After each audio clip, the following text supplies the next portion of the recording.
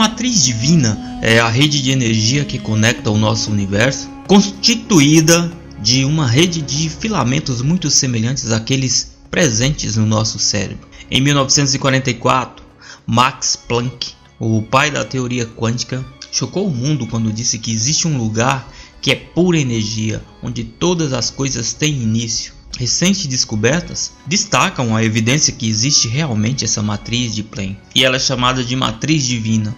Planck afirma que essa matriz é a origem das estrelas, das rochas, do nosso DNA, da vida e de tudo que existe. Microscopicamente não há nada natural, tudo é vibração, tudo é feito de energia condensada. Vivemos em um universo de vibrações e nossos corpos são constituídos de vibrações, de energia que nós emanamos constantemente. A ciência já provou, através da física quântica, que estamos todos conectados através de nossa vibração. Experimentações científicas demonstraram que nosso DNA muda com as frequências produzidas pelos nossos sentimentos e emoções, ou seja, através de vibrações. Isso ilustra uma nova forma de energia que conecta toda a criação. Essa poderosa energia parece ser uma rede estreitamente tecida que conecta toda a matéria, e ao mesmo tempo podemos influenciar essencialmente essa rede de criação por meio de nossas vibrações. Os experimentos comprovam também que as frequências energéticas mais altas, que são a do amor, impactam no ambiente de uma forma material, produzindo transformações não só em nosso DNA, mas no ambiente que nos cerca. Isso tem um profundo significado. Possuímos muito mais poder do que imaginamos. Todos nós já ouvimos falar desse poder que possuímos, principalmente através da Bíblia. Mas essa afirmação quase nunca passou de citações que entusiasmavam, mas de certa forma não nos convenciam. Mas afinal, o que é o efeito Isaías? Tudo começou com a descoberta de um antigo manuscrito, o Grande Código Isaías, e outros textos essênios nas cavernas de Qumran, no Mar Morto, em 1943. Atribuído ao profeta Isaías, parece ter sido escrito há mais de 2000 anos e descreve tudo aquilo que a ciência quântica começou a compreender só há poucos anos atrás, ou seja, a existência de muitos futuros possíveis para cada momento de nossas vidas, que na maioria das vezes escolhemos de forma inconsciente. Cada um desses futuros encontra-se em estado de repouso, esperando ser despertado com as nossas decisões feitas no presente. O Código Isaías descreve com precisão essas possibilidades numa linguagem que só agora começamos a entender. Isaías descreve a ciência que nos ensina como escolher o tipo de futuro que queremos experimentar, a partir da declaração do manuscrito, ao qual se atribuiu hoje como efeito Isaías, com exemplos simples e claros. Greg Braden nos refere que existe uma tecnologia muito usada nos tempos antigos que foi dispersa no quarto século, como resultado do desaparecimento e destruição de livros raros ou relegados às escolas de mistérios, mas que agora, após a descoberta dos manuscritos do Mar Morto, estão reaparecendo. É uma tecnologia muito simples, conhecida universalmente com o nome de oração. Aplicando corretamente, é possível obter coisas extraordinárias, além da imaginação humana. A maioria pode crer, senão os milagres passariam a ser simples fatos cotidianos e não somente uma exceção. Com essa tecnologia, nós podemos realmente mudar o mundo. Os manuscritos achados no Mar Morto, ao que se atribuiu o nome de efeito Isaías, é de uma importância considerável para a humanidade dormente, que até os dias de hoje, muitos ainda vivem à mercê de forças espirituais aleatórias, entregando o poder de seu destino nas mãos de qualquer outro ser, menos em si mesmo. Nos mostram que nas mãos da humanidade se encerra um enorme poder, à espera de ser utilizado, mas que ainda não conhecemos. Explica, por exemplo, como podemos escolher qual futuro desejamos experimentar em sã consciência, revelando as chaves sobre o nosso papel como criadores de nossa realidade. Entre essas chaves, encontra-se as instruções de um modelo perdido de oração que a ciência quântica moderna sugere como poder de curar nossos corpos, trazer a paz duradoura no mundo e até mesmo prevenir as grandes tragédias climáticas que a humanidade poderia enfrentar. Mas em que consiste essa tecnologia de poder da oração? Em que base se apoia para que seja eficiente? Greg Braden diz que estamos sendo levados a aceitar a possibilidade de que existe um novo campo de energia acessível e que nosso DNA se comunica com os fótons por meio desse campo. A chave para obter um resultado entre os muitos possíveis já existentes reside em nossa habilidade para sentir que nossa escolha já foi criada e já está acontecendo.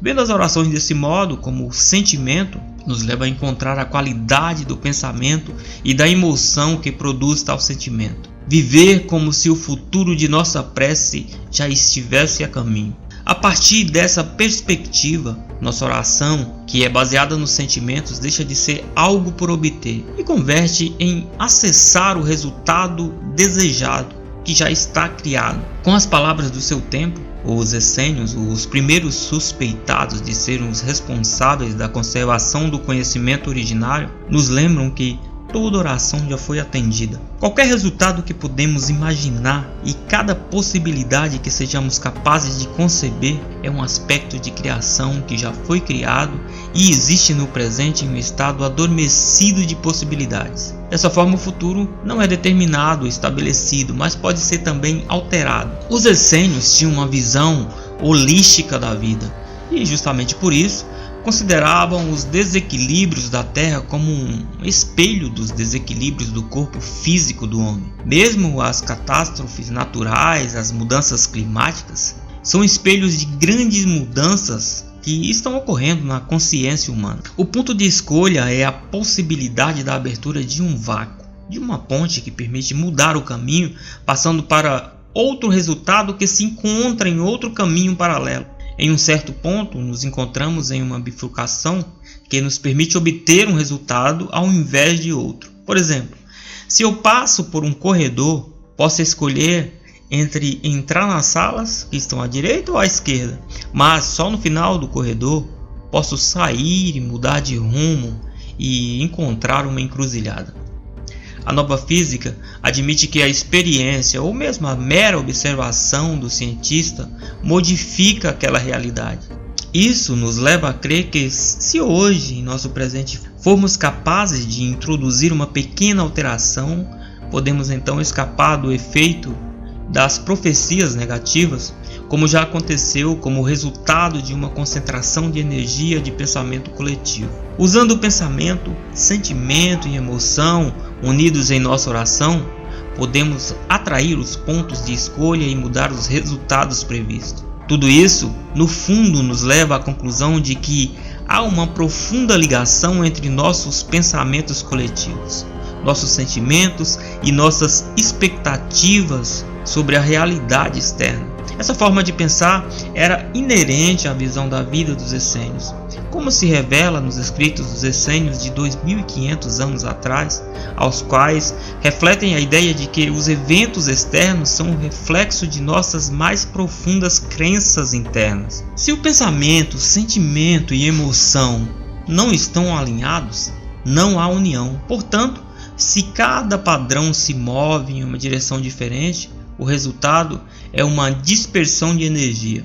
Pensamento, emoção, sentimento são a chave da tecnologia da oração e no interior de nós mesmos devemos experimentar e sentir o que queremos realizar no exterior. Precisamos sentir isso no corpo, nos pensamentos e sentimentos.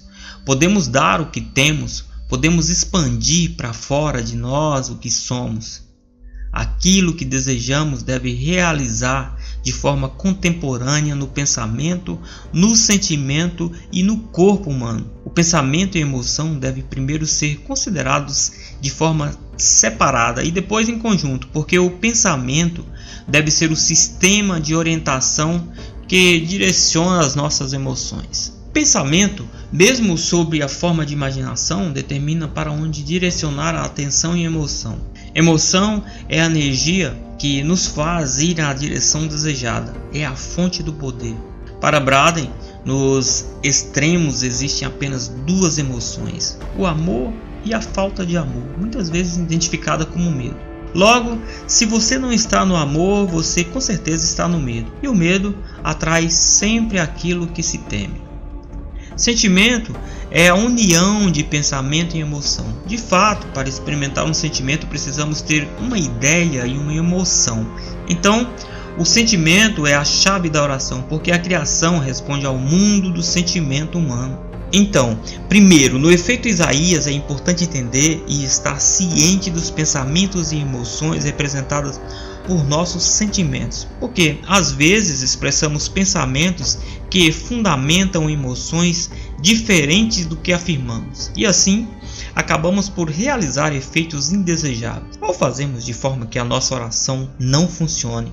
Os pensamentos em si podem transportar certas expectativas, permanecendo potenciais desejos, mas não são inertes e não foram acompanhados pelo poder da emoção. Muitas vezes, porém, a emoção que acompanha um desejo caminha na direção oposta ao nosso desejo, mas não somos conscientes disso. Se, por exemplo, desejo uma melhor saúde, sob o pensamento da melhora, estou introduzindo o medo da doença, da pouca saúde que se tem. E essa emoção capacita exatamente o que se teme, a doença. Mesmo ao nível do pensamento dizendo melhora, implicitamente me focalizo em não suficiente. E se pensamos de não haver o suficiente de forma inconsciente, nos sentiremos infelizes, ansiosos. Isso tudo está descrito nesse efeito Isaías. É bom lembrar das palavras do Evangelho que diz: quem quiser, pois, salvar a sua vida, de certa forma vai perdê-la. Em Marcos capítulo 8, versículo 35. Isso pode significar que qualquer um que tenta se defender daquilo que pode prejudicar a sua vida acaba focando a atenção justamente sobre o que se quer evitar, de certa forma atraindo. Braden diz que nos mergulhamos na possibilidade da criação, um sentimento em forma de imagem que é a parte da energia suficiente para desenvolver uma nova possibilidade. A chave desse sistema, no entanto, é que a criação restitui exatamente o que a nossa imagem mostrou. A imagem mostra a sopa da criação, onde colocamos a nossa atenção. A emoção que ligamos à imagem atrai a possibilidade da manifestação dessa imagem. Quando nós não queremos algo, uma emoção baseada no medo, nosso medo na verdade alimenta o que nós dizemos que não queremos, porque só agora tomamos conhecimento desse poder. Até a Bíblia parece dizer que temos um poder desconhecido, e talvez, não por acaso, essa chave de leitura foi descoberta só em 1995, em um momento em que poderia haver uma consciência suficientemente alta entre as massas que permite usar esse poder. A humanidade desenvolveu uma nova consciência planetária, graças à força da tecnologia da oração em massa. Greg diz que Deus é puro amor, é energia.